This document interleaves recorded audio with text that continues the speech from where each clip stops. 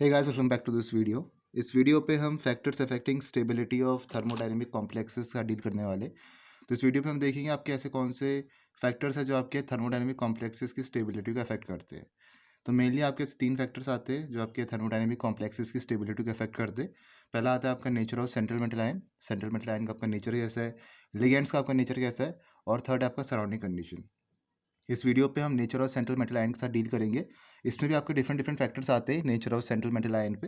जैसे आपके central metal ion पे चार्ज कैसा है, सेंट्रल मेटल आयन का आपका साइज कैसा है, सेंट्रल मेटल आयन का इलेक्ट्रोड पोटेंशियल, उसका इलेक्ट्रोपॉजिटिव नेचर, आयोनिक पोटेंशियल।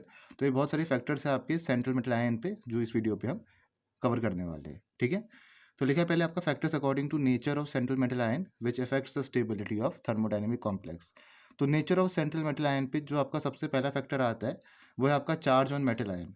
तो चार्ज ऑन मेटल आयन आपका किस तरीके से किसी भी थर्मोडायनेमिक कॉम्प्लेक्स की स्टेबिलिटी को अफेक्ट करता है। क्या लिखा है, for a given ligand and metal ion of same size. कोई आपके पास थर्मोडायनेमिक कॉम्प्लेक्स है तो उसके पास लिगेंड होगा और मेटल आयंस होंगे। तो अगर हमारे पास लिगेंड और मेटल आयन का साइज सेम है तो जो आपकी मेटल कॉम्प्लेक्सेस की स्टेबिलिटी होती है वो इंक्रीज करती है चार्ज बढ़ने के साथ। तो जैसे जैसे आपका चार्ज बढ़ेगा वैसे वैसे आपकी कॉम्प्लेक्स की स्टेबिलिटी भी यहाँ पर इंक्रीज करती है। इसका रीज़न आपका ये है, चार्ज बढ़ रहा है तो न्यूक्लियर चार्ज आपका इंक्रीज कर रहा है। न्यूक्लियर का चार्ज इंक्रीज करने से होगा क्या, न्यूक्लियस और आउटरमोस्ट इलेक्ट्रॉन के बीच में जो आपका अट्रैक्शन होगा वो आपका और स्ट्रॉन्गर होगा। स्ट्रॉन्गर होगा तो जो आपका मेटल और जो आपके लिगेंड के बीच में बॉन्ड है, सेंट्रल मेटल एटम और लिगेंड के बीच में, वो आपका और स्ट्रॉन्गर होगा।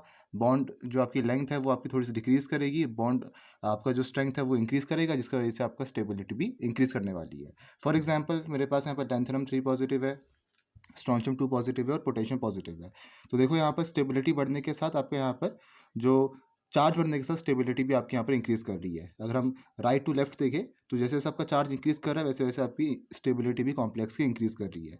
ठीक है, इसमें आप देखो कोबाल्ट 3 पॉजिटिव और कोबाल्ट 2 पॉजिटिव में कोबाल्ट 3 पॉजिटिव का साइज आपका ज़्यादा है तो इसकी स्टेबिलिटी भी आपकी ज़्यादा रहेगी, क्योंकि न्यूक्लियस का जो चार्ज है, न्यूक्लियर चार्ज आपका वो इंक्रीज कर गया है। तो न्यूक्लियर का चार्ज आपको इंक्रीज किया है तो जो अट्रैक्शन है, इलेक्ट्रोस्टैटिक अट्रैक्शन न्यूक्लियस और आउटर मोस्ट इलेक्ट्रॉन के बीच में, क्योंकि आउटर मोस्ट इलेक्ट्रॉन लिगेंड में भी आपके इलेक्ट्रॉन्स ही है, लिगेंड भी आपका नेगेटिव चार्ज कंटेन करेगा। तो लिगेंड और सेंट्रल मेटल एटम के बीच में जो बॉन्डिंग है वो आपकी और स्ट्रॉन्गर हो चुकी है चार्ज इंक्रीज करने के साथ। देयरफॉर उस बॉन्ड को ब्रेक करना आपका इतना आसान नहीं है, तो स्टेबिलिटी आपकी इंक्रीज करेगी। फिर एग्जांपल ले सकते हो थोरियम 4 पॉजिटिव, यूटेरियम 3 पॉजिटिव और कैल्शियम 2 पॉजिटिव का। तो इसमें आपका चार्ज इंक्रीज करने के साथ स्टेबिलिटी भी आपकी इंक्रीज यहाँ पर कर रही है। नेक्स्ट देखो क्या लिखा है, हायर द चार्ज और oxidation state of metal ion. जितना ज़्यादा चार्ज होगा मेटल आयन का या जितना ज़्यादा ऑक्सीडेशन स्टेट होगा मेटल आयन का, higher will be it stability with ligands. उतनी अच्छी उसकी स्टेबिलिटी होगी किन लिगेंड्स के साथ, हेलाइड आयंस के साथ, अमोनिया के साथ या वाटर के साथ। अभी तीनों लिगेंड्स आपके सिग्मा डोनर लिगेंड्स है, ये आपके सिग्मा इलेक्ट्रॉन्स डोनेट करेंगे सेंट्रल मेटल आयन को। कौन से सेंट्रल मेटल आयन, जिसमें आपका ज़्यादा ऑक्सीडेशन स्टेट है या ज़्यादा चार्ज है। फॉर एग्जाम्पल मेरे पास यहाँ पर K2Cr2O7 है, पोटेशियम डाइक्रोमेट। तो इसमें आपका ऑक्सीजन ऐसा डोनर लिगेंड काम करेगा और क्रोमियम के पास हाई ऑक्सीडेशन स्टेट है +7 की। तो जो हाई ऑक्सीजन स्टेट को ये जो ऑक्सीजन है आपका ये स्टेबलाइज करेगा, तो +7 टू +6 उसको स्टेबलाइज कर देगा। ठीक है, और ये तीनों जो आपके लिगेंड्स आपको दिख रहे हैं ये सब आपके तीनों वीक फील्ड लिगेंड्स है। इनके जो CFSE वैल्यूज है, क्रिस्टल फील्ड स्टेबलाइजेशन एनर्जी की जो वैल्यूज आती है वो आपकी कम आती है, तभी आपके स्पेक्ट्रोकेमिकल स्टडीज में बहुत पीछे आते हैं। तो इसे वीक फील्ड लिगेंड्स की तरफ ट्रीट करते हैं। और ये तीनों लिगेंड्स आपके सिग्मा डोनर लिगेंड्स है, और ये तीनों लिगेंड्स आपके एक स्टेबल कॉम्प्लेक्स फॉर्म करेंगे किन मेटल आयन के साथ, जिनका ऑक्सीडेशन स्टेट ज़्यादा है या कह सकते हो जिनका चार्ज ज़्यादा है। सिमिलरली ऐसे आपके लिगेंड्स है जैसे कार्बोनिल, ट्राइमिथाइल फॉस्फीन, फिनेंथ्रोलिन, बाइपिराडिल, सनाइड आयंस, ये सब आपके पाई एक्सेप्टर लिगेंड्स है। ये आपके पाई इलेक्ट्रॉन्स को एक्सेप्ट करेंगे from the central metal atom. तो लिखा है कि इनके पास एक vacant pi anti bonding ammo orbital है, एक vacant pi anti bonding molecular orbital इन पे है, जिसकी वजह से ये आपके lone pair of electron central metal atom से अपनी तरफ एक्सेप्ट कर सकते हैं।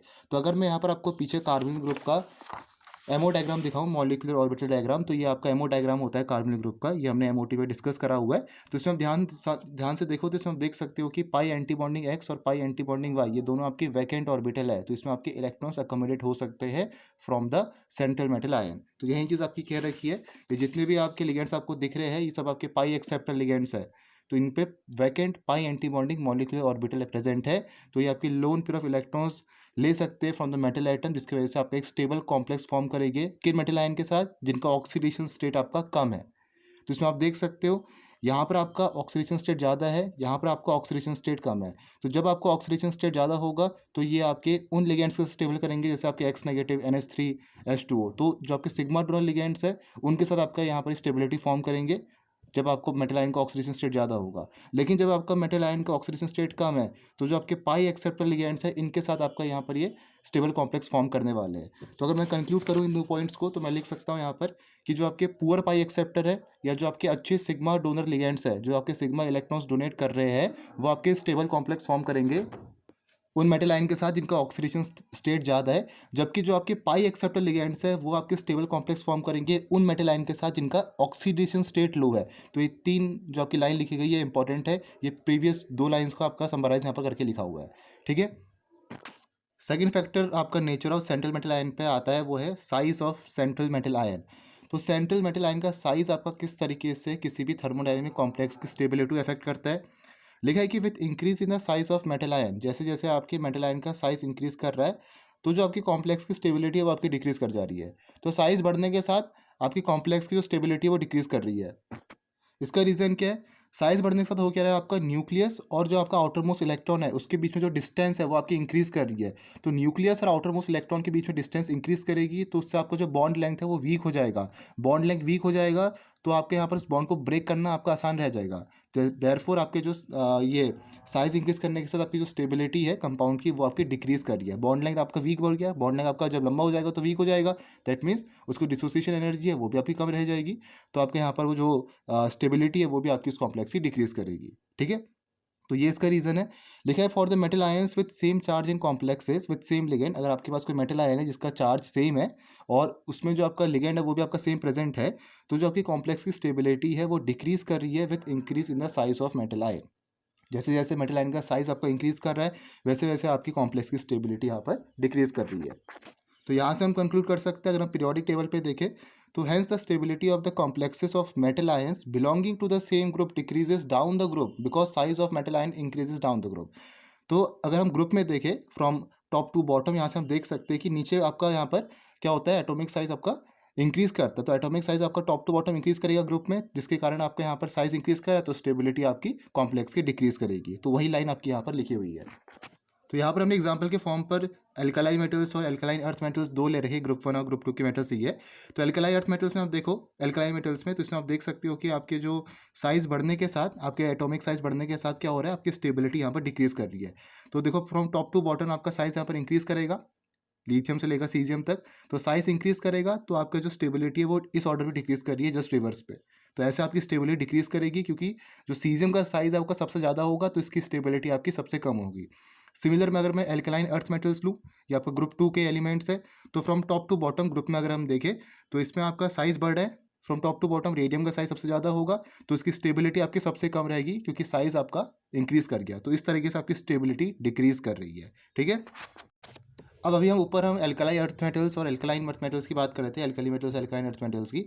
अब जब हम ट्रांजिशन मेटल्स की बात करें तो उसका ऑर्डर इरविंग विलियम ऑर्डर से हम देते हैं। यहाँ पर तो लिखा है the stability of complex form by transition metal ions can be explain on the basis of Irving William order of stability. तो अगर हम यहाँ पर ट्रांजिशन मेटल आयंस का हमें ऑर्डर देना है तो वो हम इरविन इरविंग विलियम ऑर्डर से हम यहाँ पर देंगे। तो ये आपके पास ऑर्डर लिखा गया है, ये आपका पीरियड वाइज लिखा गया है फ्रॉम लेफ्ट टू राइट। तो लिखा है इरविंग विलियम सीरीज और order of stability of complexes of M2+ ion, सब आपके +2 आयन्स है। तो इसमें हम देख सकते हैं कि आपका साइज बढ़ने के साथ आपकी जो स्टेबिलिटी है वो आपकी डिक्रीज कर रही है। अगर हम पीरियड में यहाँ पर देखें तो आपका बेरियम का साइज यहाँ पर सबसे ज़्यादा रहेगा। हम पीरियड की बात करें तो फ्रॉम लेफ्ट टू राइट हम जाएंगे। ये आपका ट्रांजिशन मेटल सीरीज़ की बात चल रही है, ट्रांजिशन सीरीज़ की। ठीक है। तो बेरियम का साइज आपको सबसे ज़्यादा रहेगा तो उसकी जो स्टेबिलिटी रहेगी सबसे कम होगी। देन स्ट्रोंशियम थोड़ा सा स्टेबिलिटी ज़्यादा रहेगी, फिर कैल्शियम की थोड़ी सी ज़्यादा रहेगी, फिर मैग्नीशियम की। ऐसे बढ़ते बढ़ते आपका यहाँ पर कॉपर की, अगर यहाँ पर कॉपर हम देखें तो इसका साइज आपका सबसे कम है। कॉपर का साइज आपका सबसे कम है तो इसका जो आपकी स्टेबिलिटी रहेगी वो सबसे ज़्यादा यहाँ पर रहने वाली है। ठीक है। तो यहाँ पर लिखा है larger sized metal ions form less stable complex compound. तो जैसे जैसे आपका यहाँ पर साइज इंक्रीज कर रहा है, अगर हम बैकवर्ड्स देखें तो साइज आपका इंक्रीज कर रहा है तो ये आपके लेस स्टेबल कॉम्प्लेक्स कंपाउंड यहाँ पर फॉर्म करेंगे। लिखा है था since the size of Zn2 plus ion, जो आपको Zn2 प्लस आयन यहाँ पर दिख रहा है, इसका साइज ज़्यादा है देन Cu2 पॉजिटिव से, तो ये आपका कम स्टेबल होगा देन Cu2 पॉजिटिव। इसका आपको ध्यान रखना है, ठीक है। यहाँ पर आपका ऑर्डर तो मेंटेन है, लेकिन लास्ट में copper 2 positive is greater than Zn2 positive, मतलब इसका जो साइज है कॉपर 2 पॉजिटिव का वो कम है in comparison to Zn2 positive, इसलिए कॉपर 2 पॉजिटिव आपका ज़्यादा स्टेबल है। ये जो आपकी पूरी सीरीज लिखी गई है, ये आपकी स्टेबिलिटी वाइज लिखी गई है, ठीक है, कि कौन से आपके कॉम्प्लेक्स, कौन से आयन आपके ज़्यादा स्टेबल है, उसके हिसाब से आपकी लिखी गई है। इसको आप वो मत समझना साइज़ के हिसाब से, आपका स्टेबिलिटी के हिसाब से है। अगर आप साइज़ के हिसाब से देखो तो बेरियम आपका साइज़ सबसे छोटा है, सॉरी, बेरियम का साइज़ आपको सबसे बड़ा है, तो स्टेबिलिटी कम है। ये आपका ऑर्डर स्टेबिलिटी का है, जो आपका इरविंग विलियम्स का जो सीरीज़ है, ये जो ऑर्डर है, ये आपका स्टेबिलिटी ऑर्डर है, ये आपका एटॉमिक साइज़ वाला ऑर्डर नहीं है। तो इसका आपको ध्यान रखना है, ठीक है। और यहाँ पर आपको ध्यान रखना है कॉपर 2 पॉजिटिव का साइज़ सबसे कम है, तो इसकी स्टेबिलिटी आपकी सबसे ज़्यादा होगी, तो ये आपका सबसे ज़्यादा स्टेबल होगा कॉपर 2 पॉजिटिव। नेक्स्ट आपका जो फैक्टर आता है वो है electropositive nature of central metal ion.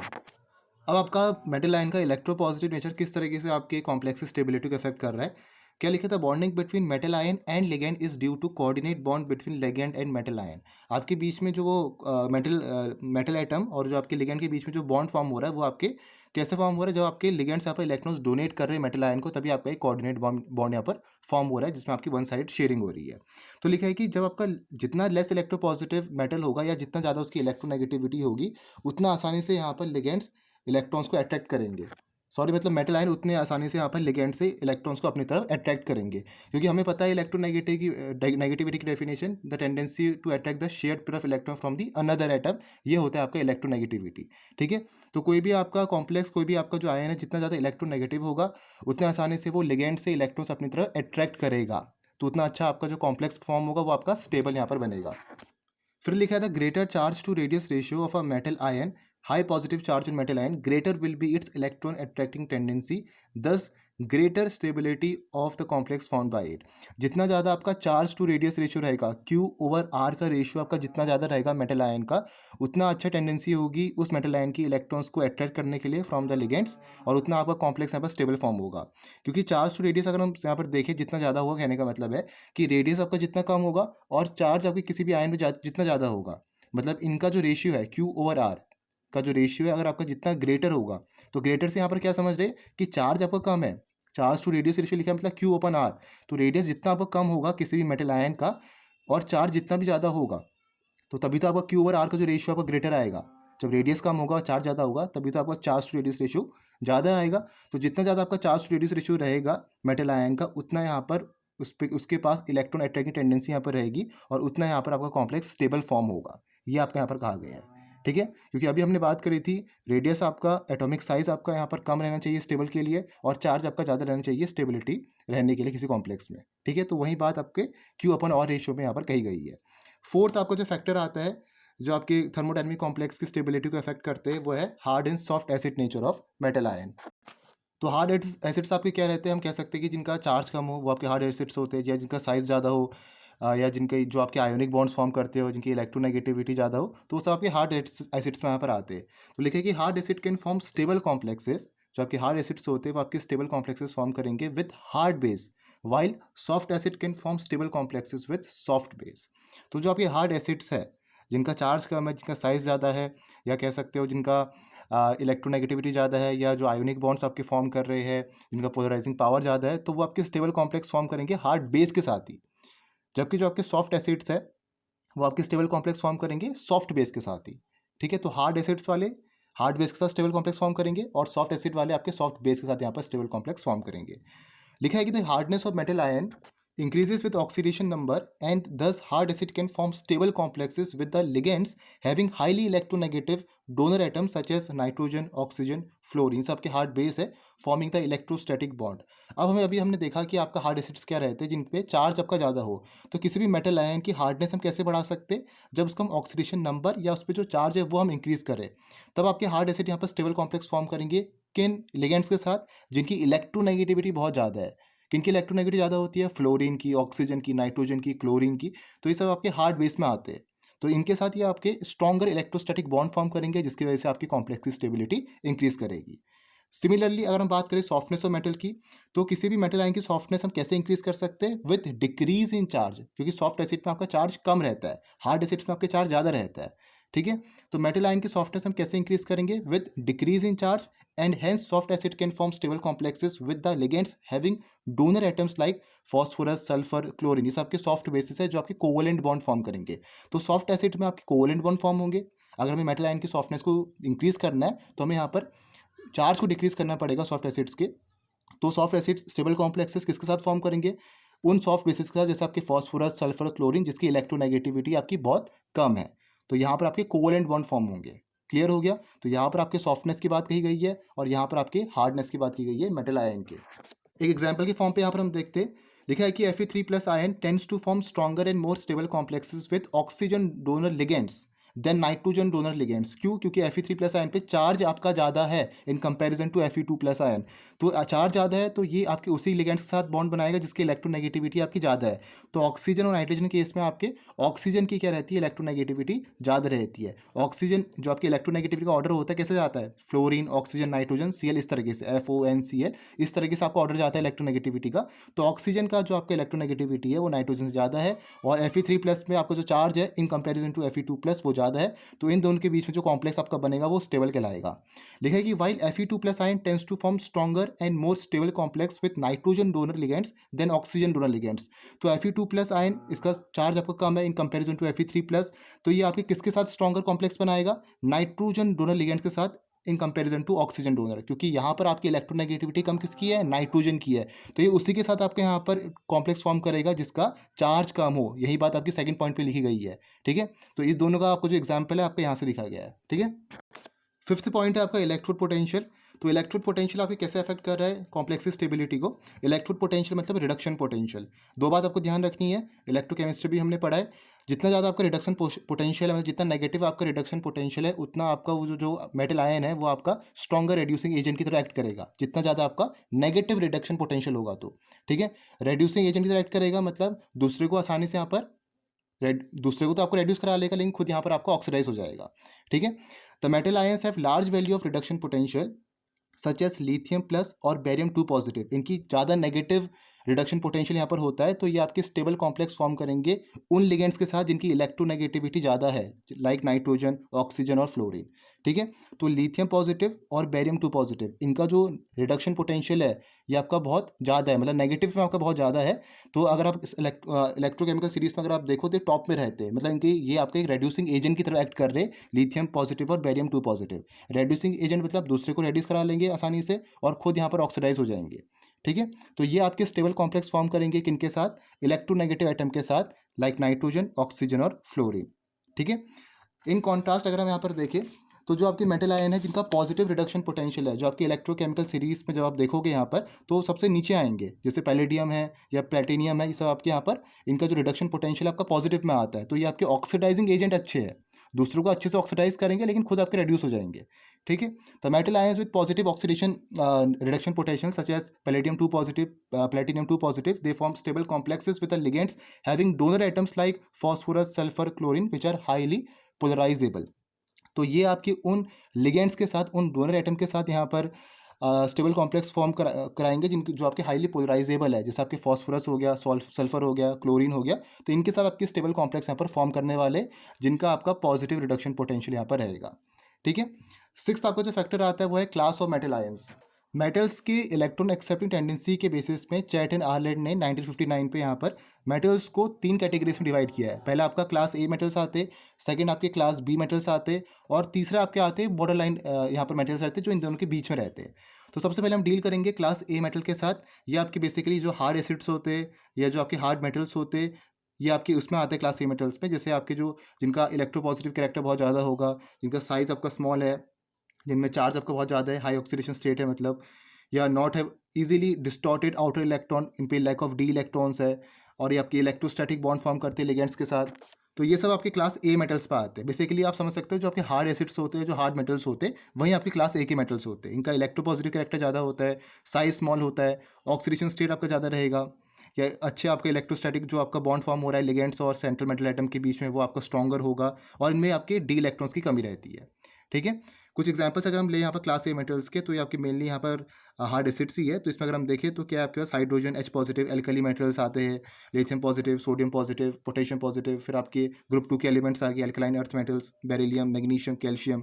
फिर आपके कुछ लाइट ट्रांजिशन मेटल्स होते हैं जिनका ऑक्सीडेशन स्टेट आपका ज़्यादा है, selenium 3 positive, indium 4 positive, chromium 3 positive, manganese हो गया, आयरन हो गया, कैल्शियम हो गया। तो ये सब आपके क्लास ए मेटल्स के अंदर यहाँ पर आते हैं। और ये आपके किन लिगेंड्स का स्टेबल कॉम्प्लेक्स फॉर्म करेंगे जिनकी इलेक्ट्रोनेगेटिविटी आपकी ज़्यादा है। तो लिखा है the order of stabilities of coordination complex of class A metals with the ligands having flowing atom is. तो इसमें आप देख सकते हो फ्लोरीन की यहाँ पर जो इलेक्ट्रोनेगेटिविटी आपकी बहुत ज़्यादा है in comparison to bromine and iodine. तो फ्लोरीन के साथ आपका स्टेबल कॉम्प्लेक्स फॉर्म करेंगे ये जितने भी आपके क्लास ए के मेटल्स है। देन ऑक्सीजन का देखो तो इसका आपकी इलेक्ट्रोनेगेटिविटी बहुत बहुत ज़्यादा है सल्फर से, सेलिनियम से और टेलिनियम से। तो ऑक्सीजन यहाँ पर क्या करेगा, अच्छा कॉम्प्लेक्स फॉर्म करेगा इन क्लास ए के मेटल्स के साथ। सिमिलरली नाइट्रोजन का देखो, इनकी भी इलेक्ट्रोनेगेटिविटी ज़्यादा है फॉस्फोरस, आर्सेनिक और एंटीमनी से। तो नाइट्रोजन के साथ आपके स्टेबल कॉम्प्लेक्स फॉर्म करेंगे क्लास ए के मेटल्स। ठीक है, तो यहाँ पर आपको ध्यान क्या देना है, क्लास ए के मेटल्स आपके उन लिगेंड्स के साथ स्टेबल कॉम्प्लेक्स फॉर्म करेंगे जिनकी इलेक्ट्रोनेगेटिविटी आपकी ज़्यादा है। और क्लास ए मेटल्स होते हैं क्या, जिनमें आपकी ये प्रॉपर्टीज़ यहाँ पर रहती है, जिनका इलेक्ट्रोपॉजिटिव कैरेक्टर ज़्यादा है, साइज स्मॉल है, चार्ज ज़्यादा है, ऑक्सीडेशन स्टेट ज़्यादा है, इलेक्ट्रोस्टैटिक बॉन्ड अच्छा फॉर्म कर रहे हैं, लैक ऑफ डी इलेक्ट्रॉन्स है। तो वो सब आपके क्लास ए मेटल्स के अंदर आते हैं। देन नेक्स्ट है आपका यहाँ पर वो है क्लास बी के मेटल्स। तो क्लास बी के मेटल्स आपके बेसिकली सॉफ्ट एसिड्स होते हैं और सॉफ्ट मेटल्स कहलाते हैं। तो क्लास बी के मेटल्स आपकी ये सब प्रॉपर्टी शो करते हैं, जैसे आपके इलेक्ट्रोपॉजिटिव कम रहेंगे, फिल्ड डी ऑर्बिटल्स होते हैं, पोसेसेस 1 पेयर ऑफ इलेक्ट्रॉन्स, इनके पास इलेक्ट्रॉन पेयर यहाँ पर रहता है, एम्प्टी पाई ऑर्बिटल्स यहाँ पर रहते हैं, साइज ज़्यादा रहता है और कोवेलेंट बॉन्ड फॉर्म करते हैं मेटल्स के साथ। तो आपकी क्लास बी के मेटल्स जो होते हैं उनकी प्रॉपर्टीज़ आपकी ये रहती है, इनका इलेक्ट्रोपॉजिटिव नेचर कम है, फिल्ड डी ऑर्बिटल्स है, डी ऑर्बिटल्स इनके फिल्ड रहते हैं, पेयर ऑफ इलेक्ट्रॉन्स इसमें रहता है, एम्प्टी पाई ऑर्बिटल्स रहते हैं, साइज ज़्यादा रहता है और कोवेलेंट बॉन्ड फॉर्म करते हैं मेटल्स के साथ। ठीक है, क्लास बी मेटल्स के एग्जांपल देखिए तो ये आपके हैं C U positive, A G positive, A U positive, फिर आपका ये thallium positive, cadmium positive, mercury positive 2 positive, palladium 2 positive, Pd2 positive, Pt4 positive. तो ऐसे आपके से जितने भी ये मेटल्स हैं सब क्लास बी के मेटल्स हैं, इनके इलेक्ट्रोपॉजिटिविटी आपकी बहुत कम है, इनमें आपके डी ऑर्बिटल्स फिल्ड है, इनमें आपके एम्प्टी पाई ऑर्बिटल्स है, उनका साइज आपका बहुत ज़्यादा है। तो आपकी कोवेलेंट बॉन्ड फॉर्म करेंगे लिगेंड्स के साथ। ठीक है, तो ये किन लिगेंड्स के साथ बॉन्ड फॉर्म करेंगे, कोवेलेंट बॉन्ड, जिनके आपके इलेक्ट्रोनेगेटिविटी कम रहेगी। इससे प्रीवियस सिस्टम में देखा था क्लास ए मेटल्स पे, ये आपके उन क्लास ए मेटल्स आपके उन लिगेंड्स के साथ यहाँ पर बॉन्ड फॉर्म करते थे जिनकी इलेक्ट्रोनेगेटिविटी ज़्यादा रहती थी, नाइट्रोजन, ऑक्सीजन, फ्लोरीन। लेकिन जो क्लास बी के मेटल्स है ये आपकी उन कॉम्प्लेक्स उन लिगेंड्स के साथ यहाँ पर फॉर्म करेंगे जिनके यहाँ पर जो इलेक्ट्रोनेगेटिविटी है वो आपकी कम रहने वाली है। ठीक है, तो जो आपका ऑर्डर ऑफ स्टेबिलिटी है of complexes of class B metals with the ligands having the following donor atoms. तो इसमें आप देखो तो ये ऐसा आपका स्टेबिलिटी ऑर्डर जा रहा है, मतलब फ्लोरीन जिसमें आपका सबसे ज़्यादा जो आपका ज़्यादा इलेक्ट्रोनेगेटिव है वो बहुत कम स्टेबल कॉम्प्लेक्स फॉर्म करेगा इन क्लास बी के मेटल के साथ। आई नेगेटिव के यहाँ पर जो इलेक्ट्रोनेगेटिविटी है सबसे कम है, अगर हेलोजन पे अगर हम देखें तो ये आपका स्टेबल कॉम्प्लेक्स फॉर्म करने वाला है इन क्लास बी मेटल के साथ। अगेन टेलिडियम यहाँ पर ज़्यादा स्टेबल कॉम्प्लेक्स फॉर्म करेगा क्लास बी मेटल के साथ। फिर एंटीमनी ये आपका स्टेबल कॉम्प्लेक्स फॉर्म करेगा क्लास बी मेटल के साथ। तो क्लास बी मेटल केस में आपको ध्यान देना है कि ये आपके उन लिगेंड्स के साथ यहाँ पर ये स्टेबल कॉम्प्लेक्स फॉर्म करेंगे जिनकी इलेक्ट्रोनेगेटिविटी कम हो, जो यहाँ पर आपके कोवेलेंट बॉन्ड फॉर्म कर रहे हैं। ठीक है, लेकिन क्लास ए मेटल्स में क्या था, उसमें हम उन लिगेंड्स के साथ यहाँ पर कोवेलेंट बॉन्ड उन लिगेंड्स के साथ यहाँ पर हम बॉन्ड फॉर्म करते हैं जिनमें इलेक्ट्रोनेगेटिविटी आपकी ज़्यादा होती है। तो बेसिकली वहाँ पर आपका आयोनिक बॉन्ड फॉर्म होता, लेकिन क्लास बी मेटल्स में यहाँ पर आपका कोवेलेंट बॉन्ड फॉर्म होगा। ठीक है, तो इसमें लिखा है these metal ions form stable complexes with carbonyl, orthophenanthroline and olefins और the ligands having vacant pi orbitals of low lying energy. तो ये जितने भी आपकी क्लास बी मेटल आयंस है ये आपकी उन लिगेंड्स के साथ यहाँ पर स्टेबल कॉम्प्लेक्स फॉर्म करेंगे जिन पे वैकेंट आपका पाई एंटी बॉन्डिंग मॉलिक्यूलर ऑर्बिटल हो। किसमें होगा, जैसे आपकी कार्बोनिल ग्रुप हमने डिस्कस किया था अभी, ऑर्थोफिनेंथ्रोलिन है या ओलिफिन्स है, इसमें आपके एंटी बॉन्डिंग जो आपके पाई ऑर्बिटल्स होते हैं आपके वैकेंट रहते हैं, तो इलेक्ट्रॉन्स यहाँ पर वो ले सकते हैं from the central metal ion. ठीक है, और इनकी एनर्जी आपकी कम रहती है। तीसरा आते हैं आपके बॉर्डर लाइन मेटल्स, ये आपके डाई पॉजिटिव मेटल आयंस होते हैं जो आपके 3D सीरीज में यहाँ पर आपको पाए जाएंगे, manganese 2 positive, iron 2 positive, cobalt 2 positive, निकल 2 पॉजिटिव, Cu2 पॉजिटिव और जिंक 2 पॉजिटिव। तो ये सब आपके यहाँ पर डाई पॉजिटिव मेटल आयंस है 3D सीरीज के, तो ये आपके सब बॉर्डर लाइन मेटल्स में यहाँ पर आते हैं। ठीक है, ये आपकी क्लास बी मेटल्स और क्लास ए मेटल्स के बीच में यहाँ पर लाई करते हैं कहीं ना कहीं, इनकी जो प्रॉपर्टीज़ है इनके बीच में लाई करती है। तो मतलब ये ज़्यादा ना तो ज़्यादा इलेक्ट्रोपॉजिटिव होंगे ना तो ज़्यादा आपके इलेक्ट्रोनेगेटिव होंगे। तो लिखा है the order of stability of complexes found by this metal ions are. तो इस तरीके से आपका स्टेबिलिटी ऑर्डर यहाँ पर जा रहा है। कॉपर की स्टेबिलिटी आपकी यहाँ पर सबसे ज़्यादा है क्योंकि साइज इसका सबसे कम है, ठीक है। तो यहाँ पर आपके लिखा है copper 2 positive is greater than zinc 2 positive. इसका मतलब है कि कॉपर का साइज आपका स्मॉल है तो स्टेबिलिटी आपका ज़्यादा है यहाँ पर। तो ये आपका स्टेबिलिटी का ऑर्डर है। मैग्नीज के जो साइज है आपका सबसे ज़्यादा होगा तो स्टेबिलिटी सबसे कम होगी। ये हमने size of the metal ion पे डिस्कस किया हुआ है अभी, ठीक है। तो ऐसे आपके यहाँ पर रहने वाला है। तो ये आपकी बॉर्डर लाइन के मेटल्स है जिसमें स्टेबिलिटी आपकी कुछ इस तरीके की है, ठीक है। तो इस वीडियो पे हमने nature of the central metal ion को डिस्कस किया। उसमें हमने ऐसे फैक्टर्स देखे जो आपके थर्मोडायनेमिक कॉम्प्लेक्स की स्टेबिलिटी को यहाँ पर अफेक्ट कर रहे। तो टोटल हमने यहाँ पर 6 फैक्टर्स देखे। पहले हमने देखा यहाँ पर मेटल आयन पे चार्ज हो गया। सेकंड हमने यहाँ पर डिस्कस करा size of the central metal ion. फिर थर्ड हमने यहाँ पर देखा आपका थर्ड हमने बात करी electropositive nature of metal ion की। फिर हमने यहाँ पर फोर्थ देखा hard acid and soft acid nature of metal ion. Fifth हमने इलेक्ट्रो पोटेंशियल देखा। और फिर सिक्स हमने यहाँ पर देखा आपका क्लास ऑफ मेटल आयंस। तो आपके 6 फैक्टर्स हैं जो आपके अफेक्ट करते हैं स्टेबिलिटी को किसी भी कॉम्प्लेक्स की स्टेबिलिटी को, ठीक है। तो नेक्स्ट वीडियो पे हम नेचर ऑफ लिगेंड्स के बारे में डिस्कस करेंगे। तो नेचर ऑफ लिगेंड्स में भी आपके बहुत सारे फैक्टर्स आते हैं जो किसी भी थर्मोडायनेमिक कॉम्प्लेक्स की स्टेबिलिटी को अफेक्ट करते हैं। तो हम नेक्स्ट वीडियो पे देखेंगे। So hope you like this video. मिलेंगे नेक्स्ट वीडियो पे। Thank you for watching this video.